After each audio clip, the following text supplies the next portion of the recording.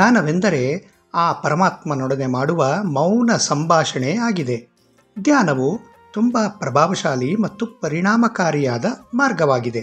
ನಿನ್ನ ಭಾವನಾತ್ಮಕ ಮತ್ತು ಶರೀರದ ಶುದ್ಧೀಕರಣದ ಪ್ರಕ್ರಿಯೆಯಲ್ಲಿ ಮಹತ್ವದ ಪಾತ್ರ ವಹಿಸುತ್ತದೆ. ಇದೆಲ್ಲವೂ ಸೇರಿ ನಿನ್ನ ಶಾರೀರಿಕ ಆರೋಗ್ಯ ಪ್ರತಿಫಲಿಸುತ್ತದೆ.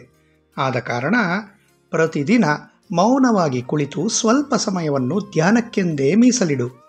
ಮೌನವಾಗಿ ಕುಳಿತುಕೊಂಡು ನಿನ್ನ ಉಸಿರಾಟವನ್ನು ಗಮನಿಸುತ್ತಿರು. ನಿನ್ನ ಪ್ರಾಣವಾಯುವನ್ನು ಹೆಚ್ಚಿಸಲು ಪ್ರಬಲ ಚಿಕಿತ್ಸೆ ಇದಾಗಿದೆ. ನಿನ್ನೊಳಗಿನ ಮಾನಸಿಕ ಮತ್ತು ಶಾರೀರಿಕ ರೋಗಗಳನ್ನು ಇದು ಗುಣಪಡಿಸಬಹುದು. ಅಂತಹ ಪ್ರಬಲ ಶಕ್ತಿ ಇದಕ್ಕೆ ಇದೆ.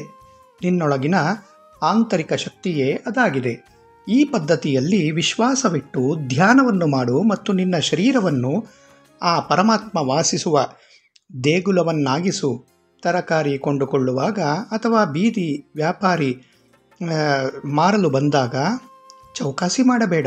ಪ್ರತಿದಿನ ದೀಪವನ್ನು ಬೆಳಗಿಸು ಮತ್ತು ಇದರಿಂದ ನೀನು ಯಾವಾಗಲೂ ಒಬ್ಬಂಟಿಗ ಎಂಬ ಭಾವನೆ ಬರಲಾರದು. ನಿನ್ನ ಮೇಲೆ ಯಾವಾಗಲೂ ನನ್ನ ಕಣ್ಣುಗಳಿವೆ. ಹಾಗಾಗಿ ಆತಂಕ ಪಡಬೇಡ. ನಿನಗೆ ಸದಾ ನನ್ನ ಪ್ರೀತಿ ಮತ್ತು ಆಶೀರ್ವಾದಗಳು ಇದೆ.